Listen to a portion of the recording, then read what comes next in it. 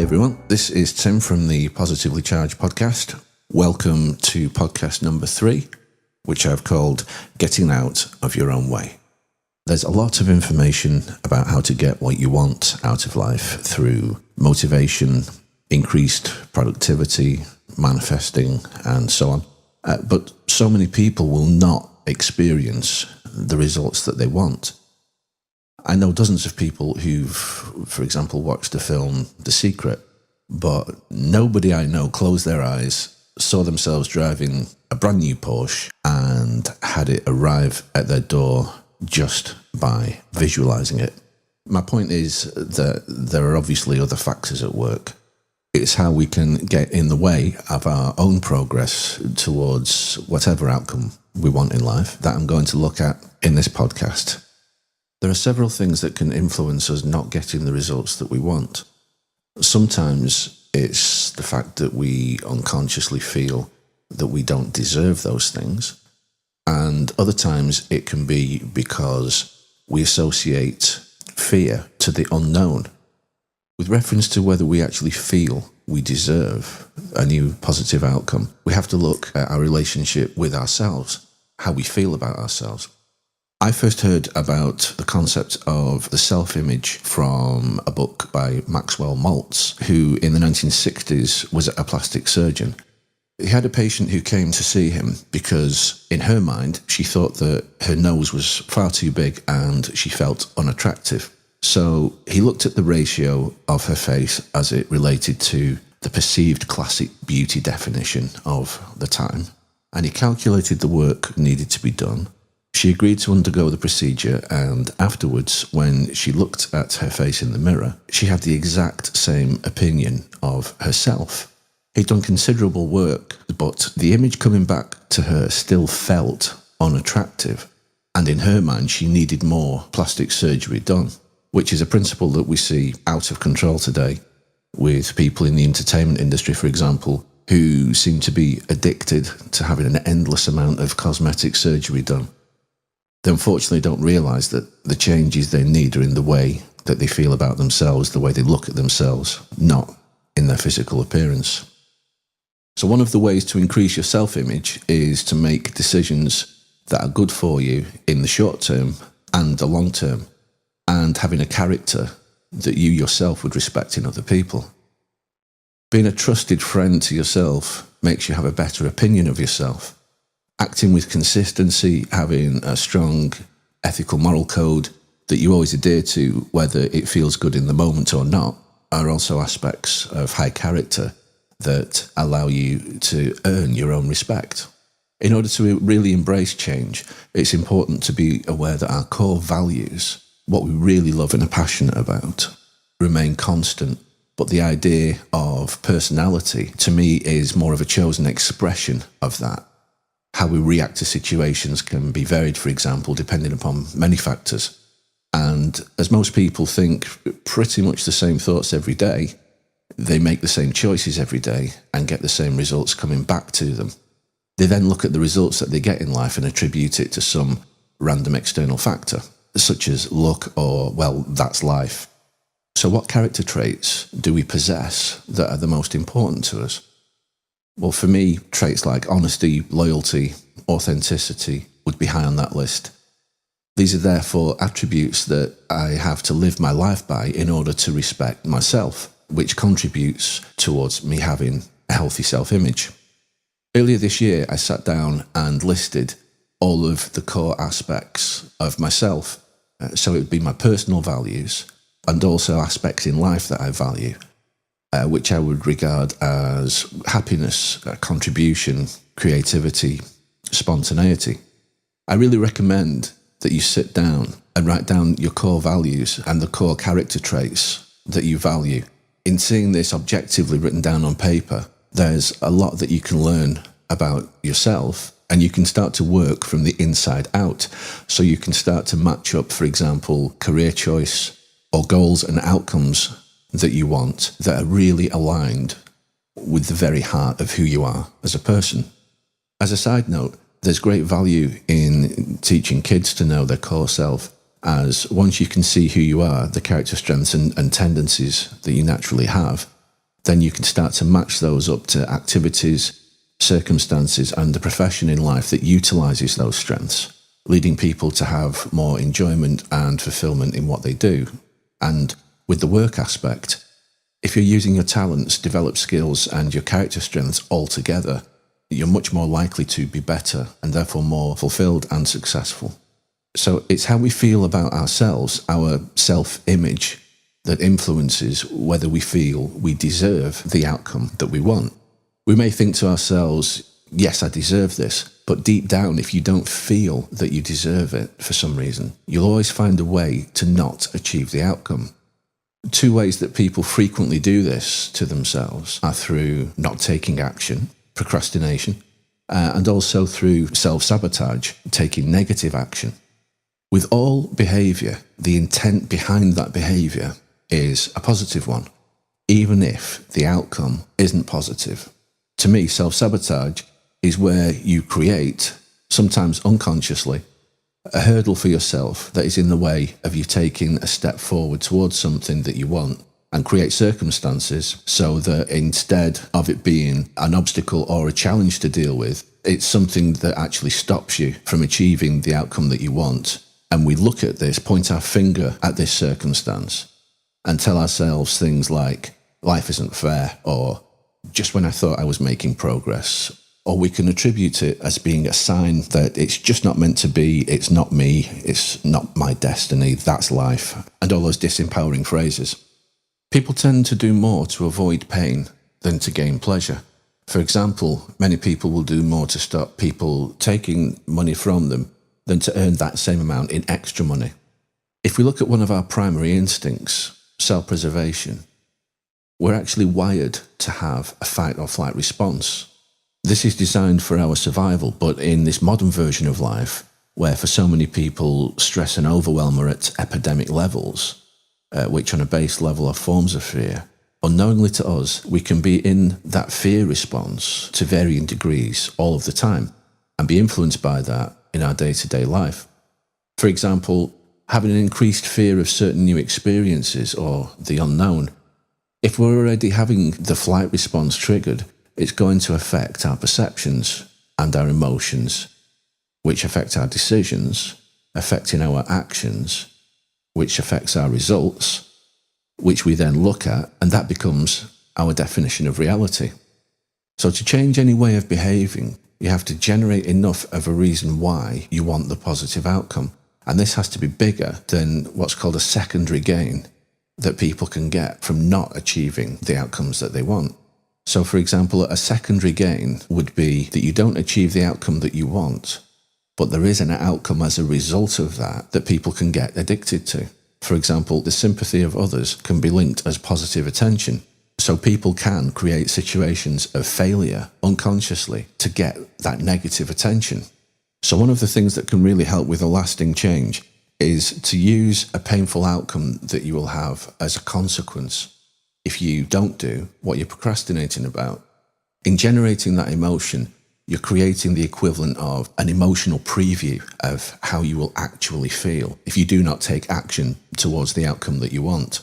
In order to do this, I suggest that you take some time out by yourself in silence with your eyes closed and really visualize an outcome as a result of not taking the action. Give yourself a taste of that feeling to engage your imagination and to create a physical response that you can associate to not taking action. And so you're really playing into the pain-pleasure wiring that we all have.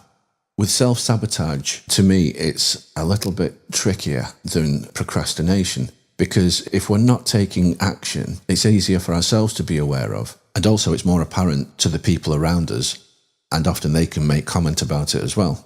With self-sabotage, the first step is being aware that we're actually doing it, and then recognizing when we're doing it. One of the things that can really fuel procrastination and self-sabotage is the fear of failure. And one of the ways to deal with that fear is to embrace it, to reframe it. To reframe something is to look at it in a positive light, to see the positive benefit, the lesson learned from it. So to see failure as getting a different result to the one that you wanted, but that's okay for now as this is a new experience and you'll get more accurate results with consistent effort, is to completely neutralize the negative impact of it. The whole concept of failure is a completely non-productive one. The basic ingredient of failure could also be said to be a mistake, the word itself implying that you need a retake, which immediately is a better frame of mind to come from. There's no mistakes if you learn and embrace the lesson. Ultimately, there's just results. And if you want a different effect, then you have to create a different cause. We're often influenced in how we think or feel about something by our past associations, either from our own direct experience or by the experience of others that get passed on to us. With our own experiences, we have an emotional response that comes up when we access the information we have surrounding that subject. We store away all of the feelings generated towards a subject in the equivalent of a file in our minds, which is accessed whenever that subject arises. For example, how we feel towards money. Many of us have, without knowing it, inherited the beliefs that our parents had and society and the media has given us. This mindset inevitably influences our attitudes and actions towards money, and in our day-to-day life, we look at the results we have with our experiences regarding money, and this reinforces the very beliefs that have created them. For example, if your attitude is that money is the root of all evil, you're going to experience a different relationship to the whole subject of money than someone who feels that money is just a tool to be used, that the love of money is what is to be avoided, and that money is purely a reflection of the flow of abundance you feel and compensation you receive as to the amount of value you create to society. It's beneficial to be flexible in your approach to getting a change in life. Otherwise, you can end up beating yourself up and start feeling bad about feeling bad. If your behaviour isn't working, have objective awareness of that and think of a more productive and positive alternative. The results that we see in life are a consequence of the choices that we make. For a change to take place, we have to be open to new possibilities. We all have a definition of who we are, what we normally do. Our general identity is purely a self-generated idea based upon the experiences we've had and our interpretations of that experience. So in order to create change, we need to create change in how we see ourselves. When someone says, "That's not me," we have two choices. We keep with that idea, which means we don't change our behaviour, or we can more proactively say, "I haven't done that yet," or "This is new to me," because then you're acknowledging that you are starting the new behaviour. In order to really change, you have to change how you view yourself, your personality, to include the behaviour that's involved in the change that you want. If you can see in your imagination you doing something new, then you know that you're open to the possibility of being a person who does that. Many people resist change because they don't like being changed, not change itself. Talking of changes, as I mentioned in podcast number 2, one of the things that links people from any culture all over the world is music. And so I recorded, just for you, this song by David Bowie called Changes. I still don't know what I was waiting for. My time was running out. A million dead end streets. Every time I thought I got it made, it seemed the taste was not so sweet.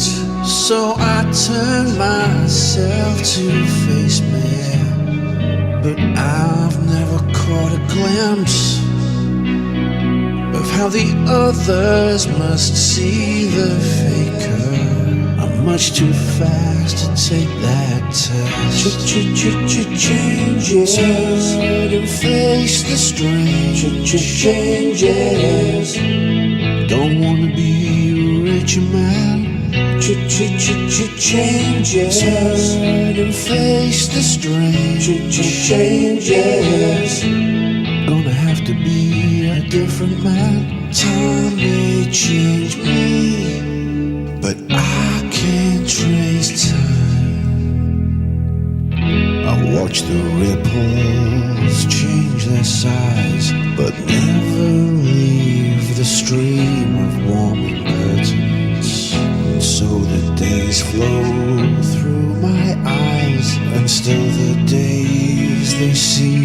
the same. And these children that you spit on as they try to change their worlds are immune to your consultations. They're quite aware of what they're going through. Changes and face the strange. Changes. Don't tell them to grow up and out of it. Changes and face the strange. Changes. It left us up to our necks in it. Time may change me, but I can't trace time. Strange fascination fascinate me.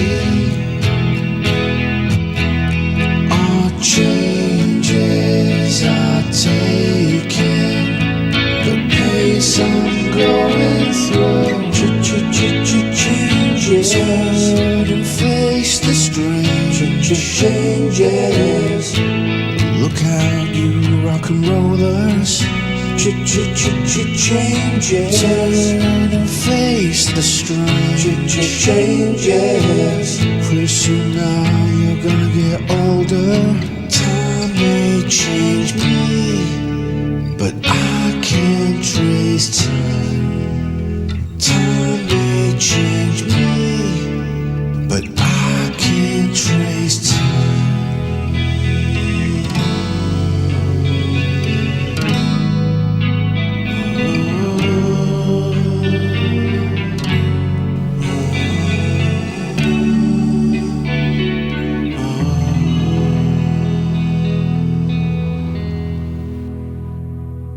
We should remember, every behaviour has a positive intent. Don't beat yourself up if you're not where you want to be or getting a result or a change that you want. It only serves to make us feel worse and less resourceful and inclined to get there. The compassion that you would show to others, you need to also show to yourself. The contrast of experiences in life that we experience highlights what we really want and what we don't want, and gives us the added emotional fuel we're going to need for the next step in our journey. There's real value in honestly and impartially admitting to ourselves where we are, and therefore we can easily know the direction to go in and the stepping stones of actions to take to get us to where we want to be. One of the biggest changes or challenges that we have in life is when, as a baby, we learn to walk. From others, we have infinite patience and praise for each small step, literally. This is a huge change in our lives, and the attributes involved are that we achieve that outcome by continual, repeated effort. We're always focusing on the next step. We're in the moment, we don't analyse everything or be hard on ourselves. We just feel the emotion, the intent, the desire for that change, for that outcome. And in doing so, we completely remove any of the concepts of procrastination or self-sabotage. Change is a constant of the universe. Everything changes, sometimes in the blink of an eye, other times over many years. Change is inevitable, and so take responsibility for the changes in your life. Sometimes external events happen that change circumstances for us, of course, but we can still, as challenging as it may be sometimes, take responsibility for how we react, and therefore how we let events change us. There's a short poem by Walter D. Wintle, I love that name, called Thinking, that goes like this. If you think you're beaten, you are. If you think you dare not, you don't. If you like to win, but you think you can't, it's almost certain that you won't. If you think you'll lose, you've lost. For out of the world we find, success begins with a fellow's will. It's all in the state of mind. If you think you're outclassed, you are. You've got to think high to rise. You've got to be sure of yourself before you can ever win a prize. Life's battles don't always go to the stronger or faster man, but sooner or later, The man who wins is the man who thinks he can. That was written over 100 years ago when terminology was more gender specific. Okay, I'd like to end with a couple of quotes that I really like. Napoleon Hill of Think and Grow Rich fame said, "There's a difference between wishing for a thing and being ready to receive it. No one is ready for what they want until they think and feel that they deserve it." And finally, from the I Ching, it's only when we have the courage to face things exactly as they are, without any self-deception or illusion, that a light will develop out of events by which the path to success may be recognized. Remember, change your actions to change your results, because things get better by change and not by chance. Until next time, take care. I'll see you then. Bye.